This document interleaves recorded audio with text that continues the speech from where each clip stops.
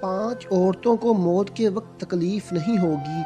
ऐसी 5 औरतें जिनको मौत के वक्त थोड़ी सी भी तकलीफ़ नहीं होगी, वो खुशनसीब 5 औरतें ये हैं।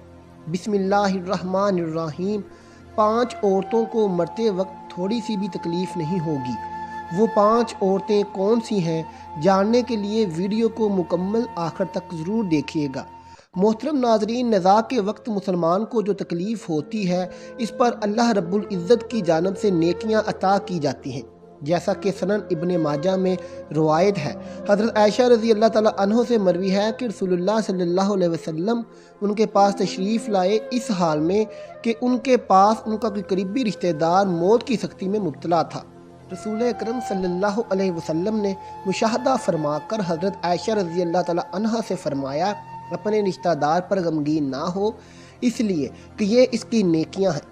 नीज़ हज़रत आयशा रज़ी अल्लाह ताला अन्हा से ही इस मज़मून की रवायत है कि जब से रसूलुल्लाह सल्लल्लाहु अलैहि वसल्लम की वफ़ात की तकलीफ़ मैंने देखी, अब मैं किसी मुसलमान मैयत की हालत नज़ा की तकलीफ़ को उसके हक़ में बुरा नहीं समझती। बस मज़कूरा हदीस से मालूम होता है कि नज़ा के वक्त होने वाली सख्ती मरने वाले की बदअमालियों का हरगिज़ नतीजा नहीं होती। मुसलमान के हक़ में इस पर अजर व सवाब और गुनाहों की मुआफ़ी की ही उम्मीद रखनी चाहिए। नाजरीन, 5 औरतों को मरते वक्त तकलीफ़ नहीं होगी। हज़रत सैयदना उस्मान गनी रज़ी अल्लाह ताला अन्हो ने फरमाया था, दुनिया में 5 लोग ऐसे हैं जिनको मरते वक्त तकलीफ़ नहीं होगी। उनकी रूह आसानी से निकलेगी। हालत नज़ा में इंसान की आधी रूह अंदर होती है और आधी रूह बाहर होती है और बंदा तकलीफ़ में होता है। उस वक्त इंसान को प्यास लगती है कि इंसान ये चाहता है कि समुंदर का पानी पी जाऊं, और अगर बिलफर्ज सातों समुंदर का पानी वो पी भी जाए, फिर भी उसकी प्यास कभी ख़त्म नहीं होगी। रूह निकलते वक्त इंसान को जो तकलीफ़ हो रही होती है वो नाकाबिले बयान है। हज़रत सैयदना उस्मान गनी रज़ी अल्लाह ताला अन्हो ने फरमाया, ये 5 लोग ऐसे हैं कि इन्हें मरते वक्त ज़रा भी तकलीफ़ ना होगी, यानी मौत आसान होगी और बग़ैर तकलीफ़ के होगी। पूछा गया कि जनाब वो कौन से 5 लोग हैं जिन्हें मौत की सख्ती में भी नरमी मुयस्सर होगी?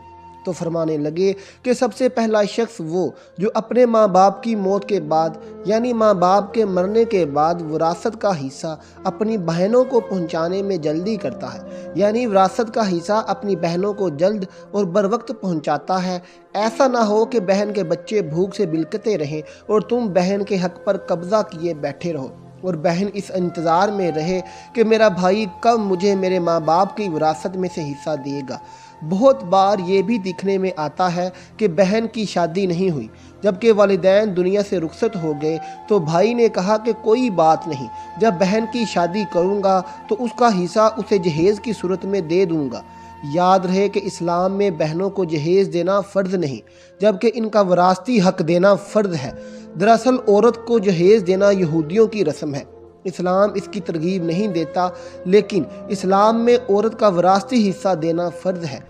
वाज़िह रहे कि वालिदैन के तरका में जिस तरह उनकी नरीना औलाद का हिस्सा होता है, इसी तरह बेटियों का भी इसमें शरई हक़ को हिस्सा होता है। वालिदैन के इंतकाल के बाद उनके तरका पर बेटों का खुद तनहा कब्ज़ा कर लेना और बहनों को उनके शरई हिस्से से महरूम नाजायज़ और सख्त गुनाह है।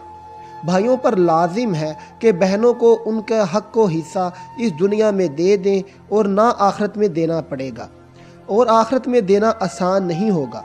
हदीस मुबारका में इस पर बड़ी वईदें आई हैं।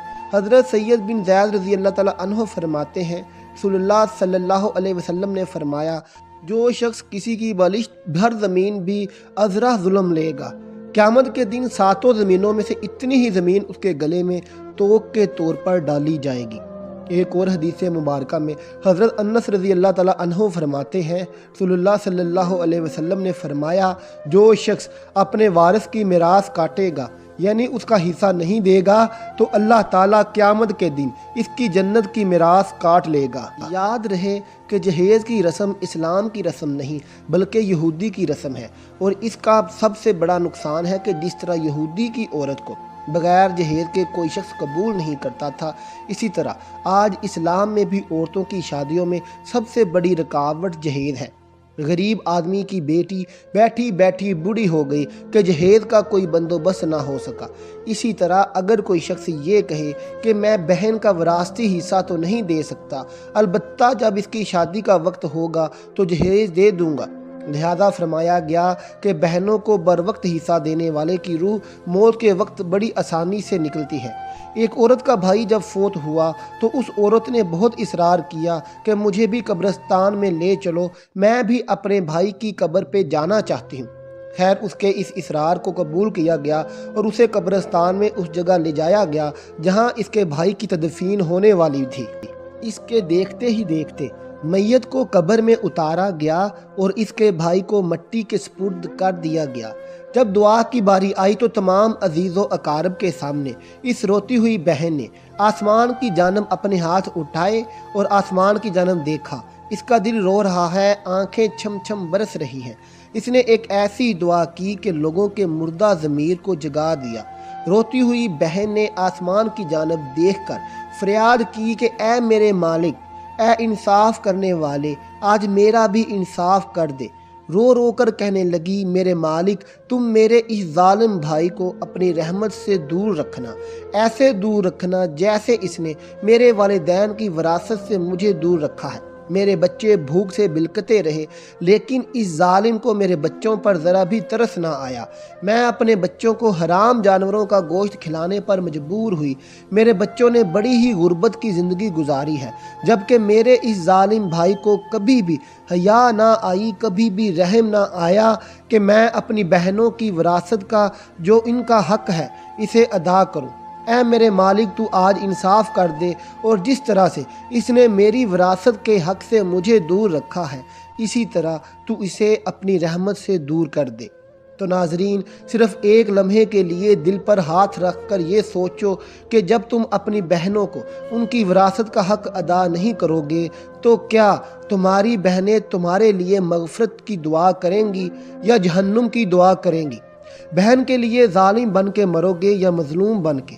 ناظرین، بہن کا حق کھانا ایسا ہے جیسے خنزیر کا گوشت کھانا۔ دوسرا وہ شخص جس کی روح مرتے وقت بڑی ہی آسانی سے نکلے گی، فرمایا کثرت سے صدقہ کرنے والا شخص، یعنی ایسا شخص جو اللہ اور رسول اللہ صلی اللہ علیہ وسلم کی رضا کے لیے اپنے مال و دولت سے یوں صدقہ کرتا ہے کہ جب وہ اپنے ایک ہاتھ سے کسی کو دیتا ہے تو دوسرے ہاتھ کو پتہ بھی نہ چلے۔ یعنی دوسرا انسان وہ ہے جو کثرت سے صدقہ کرے گا تو اس کی موت کے وقت اس کی روح آسانی سے نکلے گی اور جان کنی کا عمل اس کے لیے تکلیف دہ نہیں ہوگا۔ نمبر 3، ایسا انسان جو اپنی فیملی سے اچھا سلوک کرنے والا ہے، یعنی اپنے ماں باپ، بیوی بچوں اور بہن بھائیوں سے نرم دلی کا رویہ رکھنے والا ہے، اپنی بیوی بچوں سے پیار کرنے والا ہے، حلال کا لقمہ کما کر اپنے بیوی بچوں کی کفالت کرنے والا ہے۔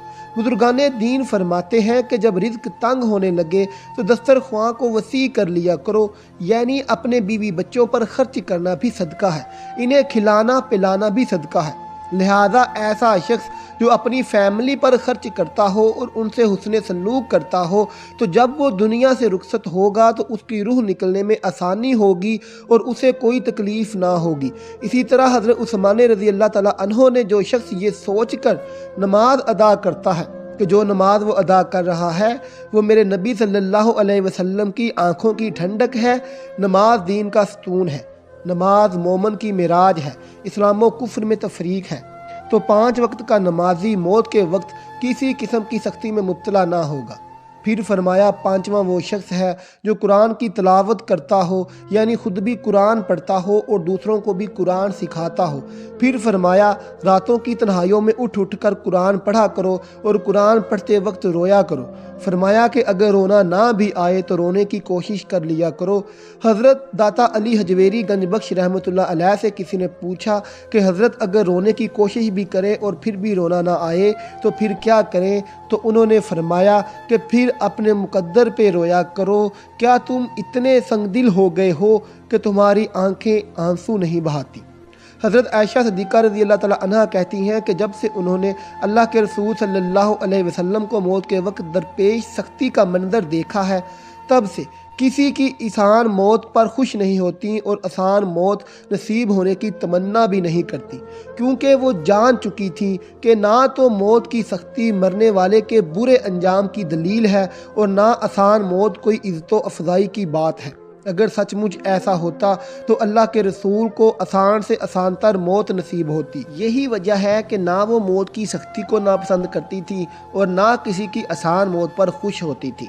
मौत की सख्ती के बारे में हज़रत आयशा रज़ी अल्लाह ताला अन्हा से रवायत है। आप रज़ी अल्लाह ताला अन्हा फरमाती हैं कि मैंने रसूलुल्लाह सल्लल्लाहु अलैहि वसल्लम को हालत नज़ा में देखा। आप सल्लल्लाहु अलैहि वसल्लम के पास पानी का एक प्याला रखा हुआ था। आप इसमें हाथ दाखिल करते और फिर अपने चेहरे पर फेर लेते और फरमाते कि या अल्लाह मौत की सख्ती में मेरी मदद फरमा। मुख्तलिफ़ अहादीस मुबारका से मालूम होता है कि मोमन की रूह बहुत आसानी से निकलती है और रूह के निकलते ही उसके लिए खुशखबरियाँ शुरू हो जाती हैं, जबकि काफिर के बारे में आता है कि इसकी रूह इंतहाई सख्ती के साथ कब्ज़ कर ली जाती है और इसी वक्त से इसके बुरे अहवाल का शुरू हो जाते हैं। अलबत्ता मुतअद्दिद अहादीस मुबारका में ये भी मज़कूर है कि अल्लाह ताला ने मौत के अंदर एक ऐसी शिद्दत और सख्ती रखी है कि इसका एहसास दुनिया से जाने वाले हर शख्स को होता है, ख्वाह वो नेक मुसलमान हो, बद हो या काफिर हो। लेकिन मोमन पर जो तकलीफ़ आती है वो उसके गुनाहों की मुआफ़ी और दर्जात की बुलंदी के लिए होती है, जबकि काफिर पर जो तकलीफ़ इसके बदअमालियों की सज़ा के तौर पर आती है। चुनाचे एक हदीस में आता है कि मोमन गुनाह करता है, इस वजह से इस पर मौत के वक्त सख्ती की जाती है ताकि इसके गुनाहों का कफ़ारा हो, और काफिर भी नेकी के काम करता है तो इस पर उसकी मौत के वक्त कुछ आसानी कर दी जाती है ताकि इसके अच्छे कामों का बदला हो। मोहतरम नाजरीन, इस हदीस से ये बात मालूम होती है कि हर शख्स की मौत उसके दुनिया में किए गए अच्छे और बुरे अमाल के मुताबिक होती है।